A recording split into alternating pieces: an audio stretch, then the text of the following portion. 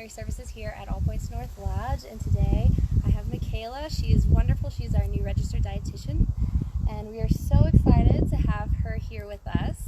And we just wanted to kind of introduce her to everybody and get to know her a little bit, know about her philosophy on food, what she likes, some recommendations that she had for you guys. So we're going to jump right in.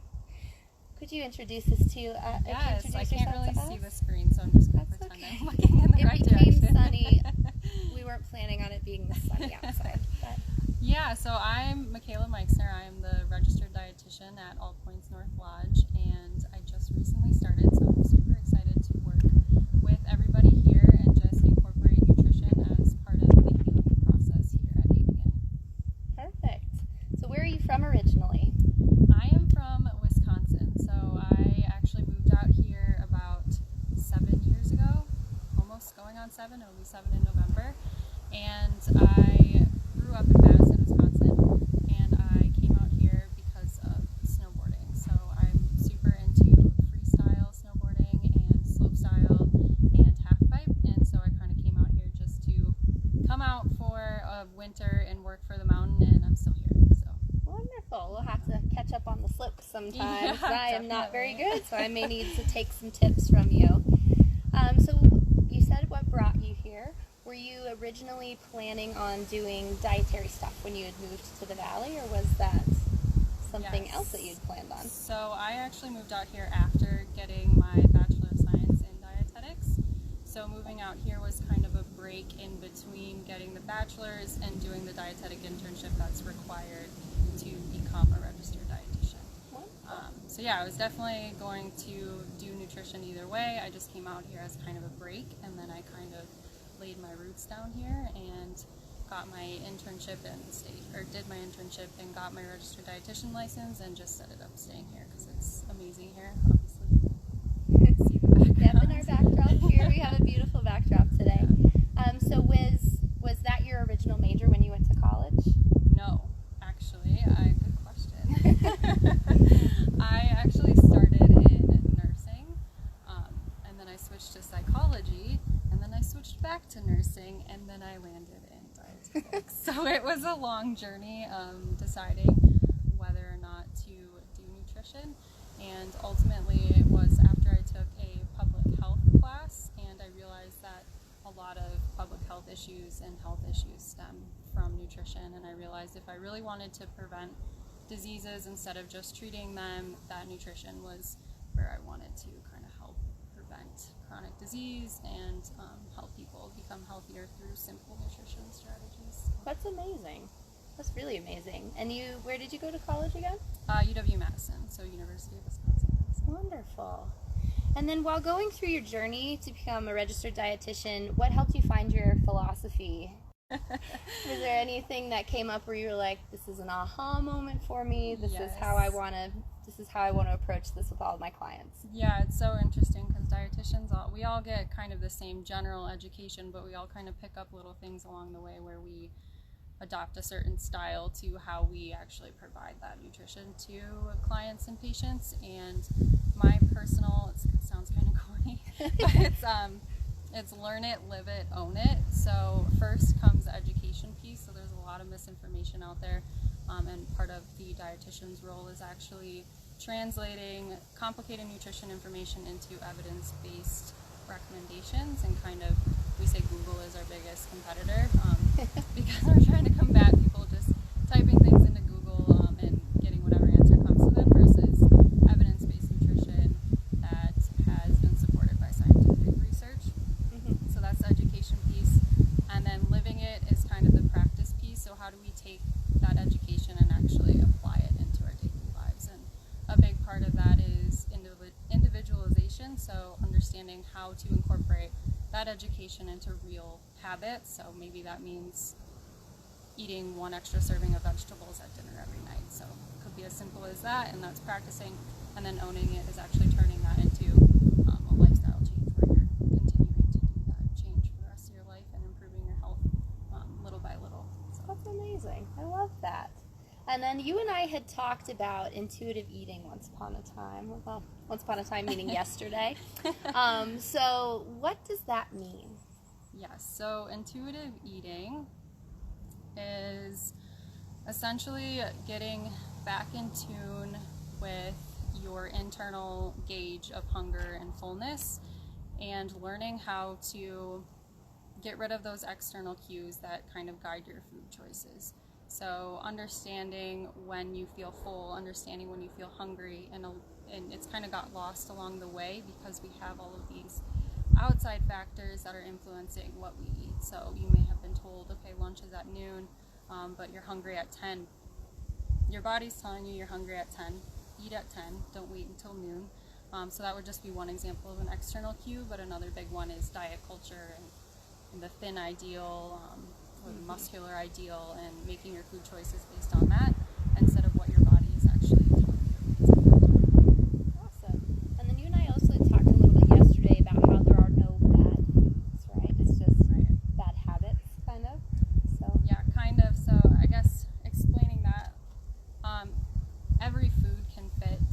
Of course, there's different therapeutic diets where your doctor may have prescribed something for you not to have, like low sodium. So you're going to want to reduce the sodium, which means higher salt foods may not be the best choice.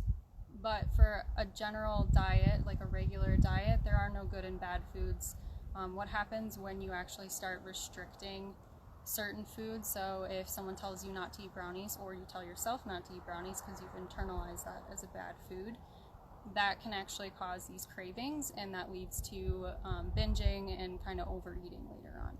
So every food fits. It's also a matter of creating this balance where you're nourishing your body and not restricting it in any way, but also understanding what choices are actually going to be good for your physical and mental health, and making those choices consistent.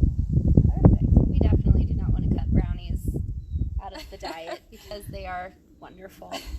What is your favorite aspect or your favorite type of client to communicate with?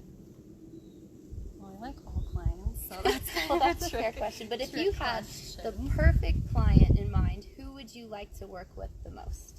Well, I do specialize in sports nutrition, so I love working with athletes. But I think my favorite aspect of working with any client really is kind of demystifying nutrition, and it doesn't have to be complicated, and it doesn't have to happen all at once. So I love to kind of translate these complex topics, break them down into bite-sized pieces, and give you little things to work with so you're making slow progress, and it's not just like all thrown at you at once. Awesome. So here at All Points North, we know we work with behavioral health. Some of that has to do with addiction. Some of that has to do with mental and emotional issues. How do you feel that nutrition can, one, play a part, and two, be part of the healing process of this process for our clients? Yes, so there's multiple angles at that. There's That was a very big question. I apologize. I won't get too deep into the science of nutrition and addiction, but ultimately there's direct and indirect consequences of substance abuse as it relates to your nutritional status and your health in terms of nutrition.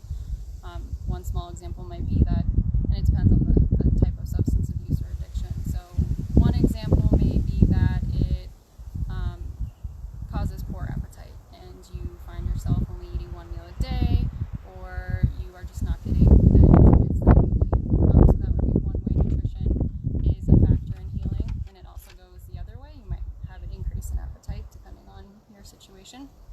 And then there's also those indirect consequences, such as damages to organs and things like that. That would be more of a therapeutic nutrition approach in which you would be prescribed a specific diet to help heal.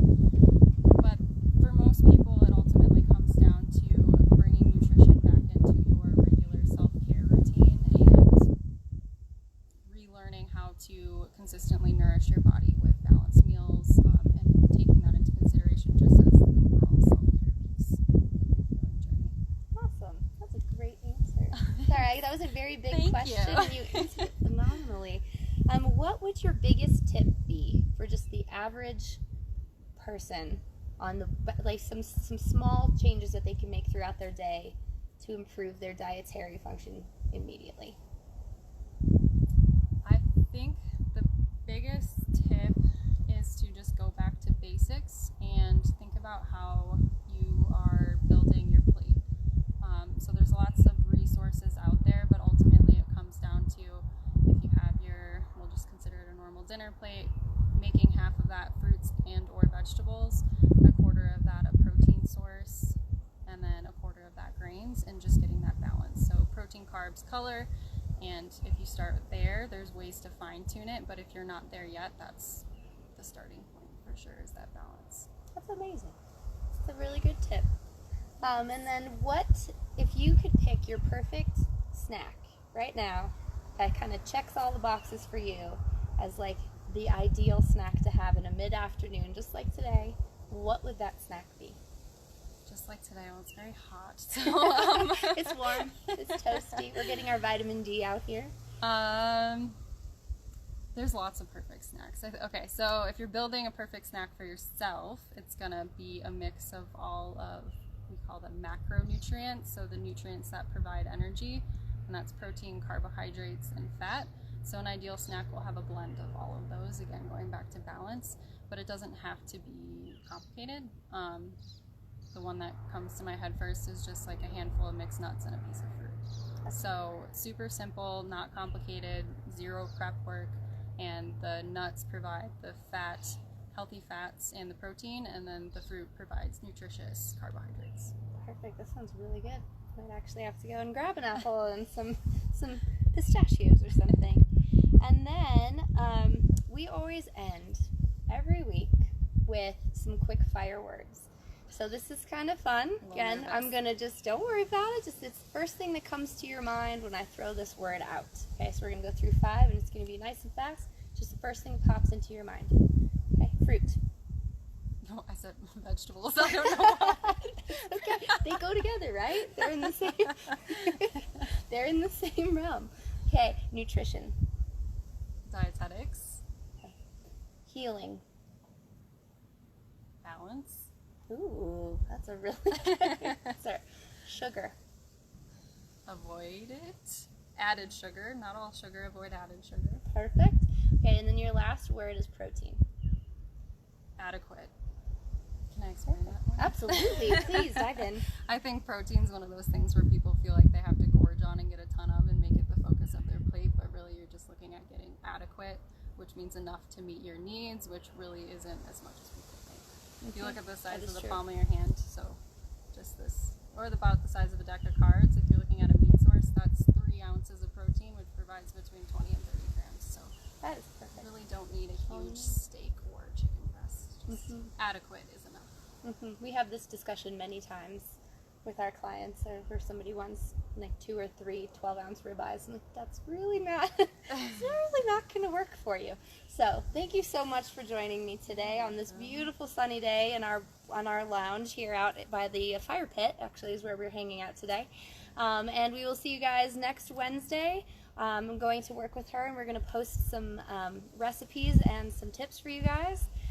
That will be in the comments section once we post this video on our APN Lodge Instagram page. So please reach out if you guys ever have any questions about anything food, nutrition, anything in that realm. We are happy to answer any questions that you guys have, and thank you so much for visiting us today.